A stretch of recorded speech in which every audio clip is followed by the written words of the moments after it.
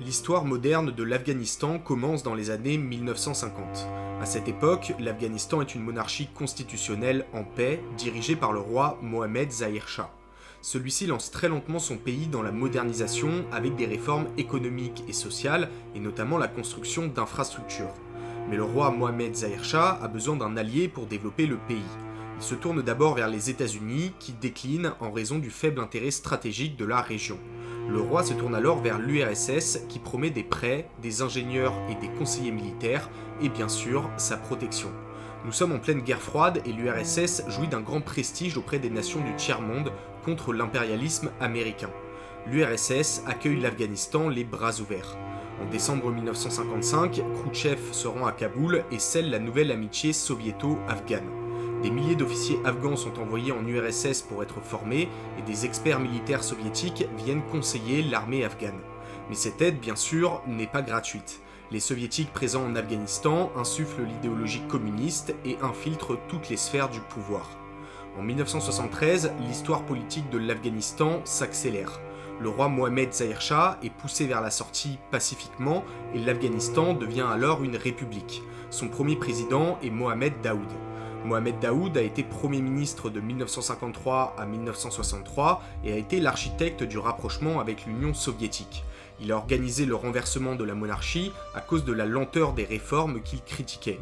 Il souhaite moderniser et développer le pays à grande vitesse et instaure pour cela un régime autoritaire. Mohamed Daoud a une vision nationaliste et souhaite faire de l'Afghanistan un pays puissant et indépendant. Pour cela, il cherche à multiplier les alliances et renforcer ses liens avec l'Occident et d'autres pays arabes et voisins, notamment l'Iran, l'Inde et les États-Unis, ce qui bien sûr n'est pas du tout au goût de Moscou. Il poursuit aussi ses réformes économiques libérales qui l'éloignent de plus en plus de l'idéologie communiste. En même temps, Mohamed Daoud se rend bien compte que l'administration et l'armée afghane sont maintenant gangrénées par des experts et conseillers soviétiques quand ce ne sont pas des espions. En 1977, Mohamed Daoud frappe le premier. Il lance une grande purge contre les communistes dans son administration et met sous les verrous de nombreuses têtes du parti communiste. Car oui, il y a en Afghanistan un parti communiste, le Parti démocratique populaire d'Afghanistan, le PPDA, soutenu par Moscou. Le PPDA a été fondé en 1965 sur une idéologie marxiste-léniniste. Le parti est divisé en deux branches, la branche Khalq, le peuple, la plus radicale, dirigée par Mohamed Taraki et Hafizullah Amin, et la branche Parcham, le drapeau, plus modéré, dirigée par Babrak Karmal. Une majorité des membres du Parti communiste a été formée en URSS et Moscou finance les campagnes politiques du parti. Le 27 avril 1978, alors que le président Mohamed Daoud a provoqué ouvertement l'URSS en purgeant son administration des communistes, le PPDA, le Parti communiste d'Afghanistan, organise un coup d'État. C'est la révolution de Sor. Des militaires acquis à la cause du PPDA prennent d'assaut les points clés de Kaboul et le palais présidentiel. Mohamed Daoud est arrêté et assassiné avec toute sa famille. Le Parti communiste annonce à la radio la chute du régime et Mohamed Taraki, le leader de la branche Khalq du parti, est intronisé chef de l'État. À ses côtés, en tant que ministre des Affaires étrangères, Hafizullah Amin, l'autre leader de la branche Khalq. Ce qu'il faut bien comprendre, c'est que l'Afghanistan est un pays encore largement rural et archaïque, vivant au ralenti et se tenant relativement à l'écart des événements politiques qu'ils ne comprennent sans doute pas tout à fait. C'est donc bien plus une révolution de palais. Cependant, c'est bien le peuple qui va subir de plein fouet les réformes communistes radicales qui se préparent. Le nouveau chef de l'Afghanistan, Mohamed Taraki, amorce la transformation de la société afghane en un régime communiste. Parti unique, abolition de la propriété privée, réforme agraire, mesures anti-religieuses, alphabétisation pour tous, répression politique. Ces réformes sont en opposition totale avec le mode de vie du peuple afghan, qu'on pourrait presque qualifier de féodal, basé sur la propriété de la terre et sur une pratique très pieuse de l'islam. Moscou, qui n'a pas directement participé au coup d'État, s'inquiète de la tournure des événements, surtout que le PPDA est largement impopulaire auprès du peuple afghan. Mais Mohamed Taraki se montre rassurant. Il se rapproche de l'URSS et signe un accord d'alliance militaire qui autorise notamment le passage des troupes soviétiques en territoire afghan en cas de troubles graves. Mohamed Taraki n'hésite pas à employer la force pour imposer les réformes communistes, ce qui rend le régime d'autant plus impopulaire. Dans une prison en banlieue de Kaboul, des dizaines de détenus opposants au régime sont froidement exécutés. Le peuple afghan déteste de plus en plus Mohamed Taraki et ses réformes qui insultent l'islam.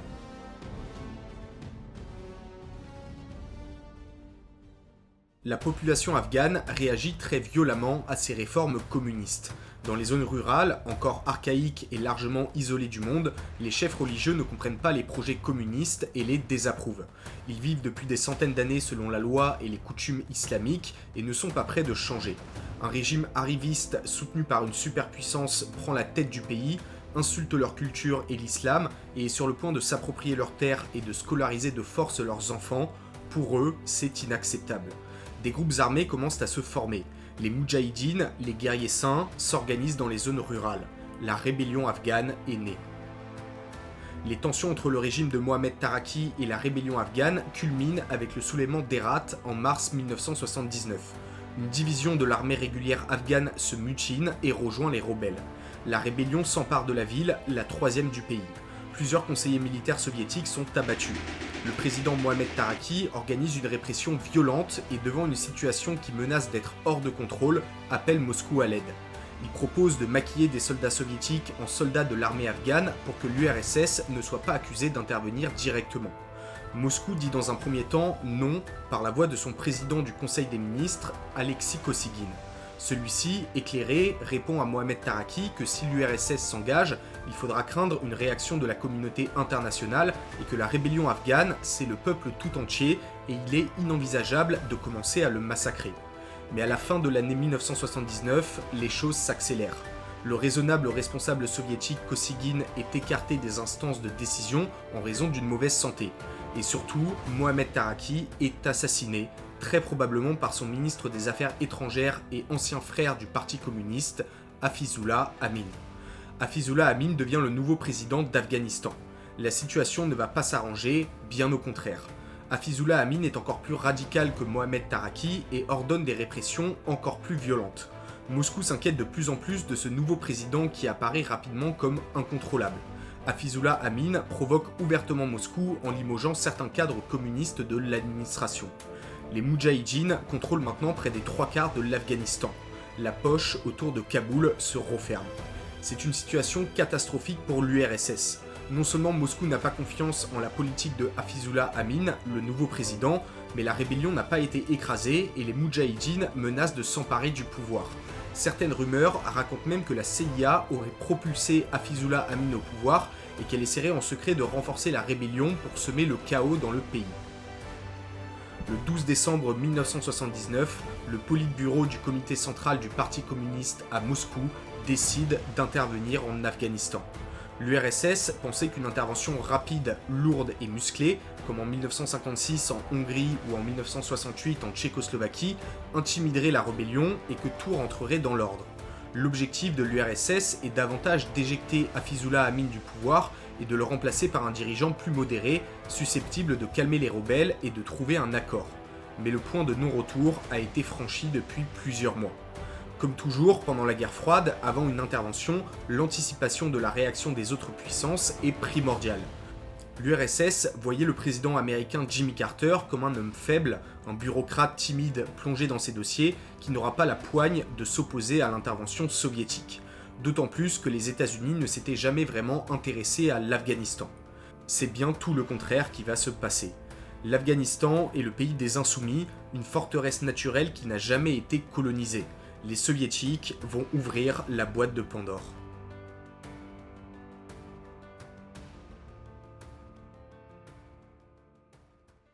Dans la nuit du 25 décembre 1979, deux divisions de l'armée de l'air soviétique se posent à Kaboul. Dans le même temps, des unités motorisées traversent la frontière. Toutes les forces soviétiques d'ores et déjà présentes en Afghanistan sont activées et reçoivent l'ordre de faire tomber le régime. Le 27 décembre 1979, le président Hafizullah Amin est assassiné par un commando soviétique à Kaboul. Babrak Karmal, un autre leader du PPDA, de la branche modérée et fidèle à Moscou, devient le nouveau président. Moscou espère que ce changement calmera les rebelles. On ne peut pas faire pire que Hafizullah Amin.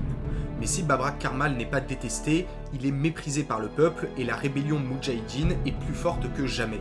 Les rebelles ont assisté aux parades des tanks soviétiques dans Kaboul, ils sont enragés. Le djihad, la guerre sainte contre l'envahisseur, est déclarée. C'est bien le début de la guerre. La stratégie soviétique consiste à s'emparer des plus grandes villes, des axes routiers, des dépôts pétroliers et gaziers. Des milliers d'Afghans sont jetés sur les routes et contraints de fuir vers l'Iran et le Pakistan voisin. À Kaboul, l'occupation soviétique est très mal vécue. Le peuple afghan descend dans la rue, mais ces manifestations sont évidemment brutalement réprimées par l'armée rouge. Malgré une supériorité matérielle écrasante, le terrain montagneux et accidenté de l'Afghanistan ne joue pas en faveur des soviétiques. Les blindés avancent difficilement, ont des fenêtres de tir très restreintes et sont très vulnérables aux embuscades.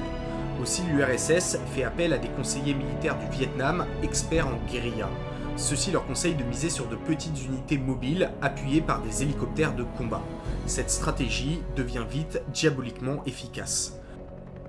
Le but de l'URSS est de briser le moral des rebelles. Et pour atteindre cet objectif, ils n'ont aucune pitié. Ils pratiquent la politique de la terre brûlée en bombardant les champs agricoles de napalm. Ils déversent aussi des produits toxiques pour empoisonner l'eau des puits, des canalisations et des rivières. Mais surtout, ils posent 20 millions de mines sur le territoire afghan, à proximité des habitations. Ce sont bien souvent les populations paysannes, enfants, femmes et vieillards, qui tombent sur ces mines et se font déchiqueter, ce qui renforce la haine contre l'envahisseur. Mais l'armée rouge doit faire face à un autre problème de taille, la défection et la mutinerie. Une grande partie de l'armée afghane régulière, qui doit obéir aux ordres du régime et qui combat donc aux côtés des soviétiques, se mutine et rejoint la rébellion. Même au sein de l'armée rouge, il y a beaucoup de défections chez les soldats d'Asie centrale musulmans et sympathisants des Moudjahidines. L'armée rouge punit bien sûr très sévèrement ces trahisons et renvoie ses contingents étrangers en URSS. La résistance afghane provoque un mouvement de sympathie à l'international et est soutenue par de très nombreux pays. Certains pays musulmans qui étaient sympathisants de Moscou et la voyaient comme la puissance protectrice du tiers-monde se rangent derrière le peuple afghan. L'URSS est désormais vue comme une superpuissance qui veut imposer sa loi par la force à un peuple souverain plus faible, exactement comme les États-Unis l'ont fait au Vietnam.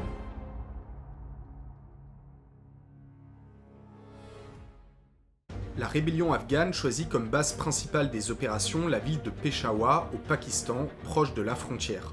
Très vite, des camps de réfugiés sont bâtis, mais aussi des cliniques et des écoles, et bien sûr des camps d'entraînement et des dépôts d'armes pour les Moudjahidines. Le Pakistan organise l'aide pour la rébellion au travers de l'Inter-Service Intelligence, l'ISI, qui agit comme un état-major en distribuant les armes aux groupes rebelles, en réceptionnant les aides financières de l'étranger, en organisant les entraînements et en planifiant les opérations militaires en Afghanistan. Les Moudjahidines lancent des raids en territoire afghan depuis Peshawar, mais insuffisamment armés, les premiers sont inefficaces. C'était sans compter l'arrivée d'un allié inattendu, un allié que les combattants afghans n'auraient pas imaginé dans leurs rêves les plus fous, les États-Unis. La CIA lance en effet sa plus grande opération secrète, l'opération Cyclone.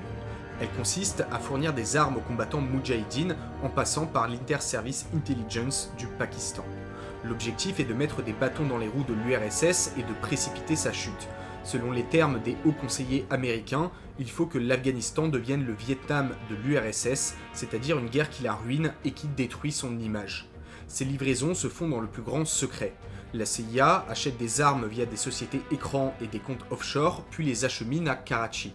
Elles sont alors chargées dans les camions de l'Inter-Service Intelligence du Pakistan, amenées à Peshawar et distribuées parmi les groupes rebelles. L'ISI favorise évidemment certains groupes rebelles aux dépens de d'autres. Le groupe le plus favorisé est le Hezb Islami, qui est le groupe le plus fondamentaliste. En revanche, certains groupes rebelles plus modérés, qui sont dans le collimateur de l'ISI, ne reçoivent rien. C'est le cas du commandant Massoud, qui combat avec ses propres troupes rebelles au nord-est du pays. Il conclut une trêve avec l'URSS en 1983, ce qui n'est pas au goût de l'ISI, qui lui coupe les vivres. Et pour finir, le Pakistan s'en met évidemment plein les poches en détournant une partie de l'aide pour son propre compte.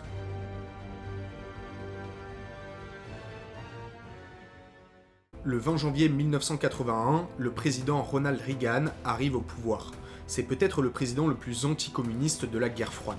Bien décidé à porter un coup fatal à l'URSS, l'aide militaire américaine explose, et ce n'est plus vraiment un secret. D'autres pays apportent une aide précieuse à la rébellion afghane.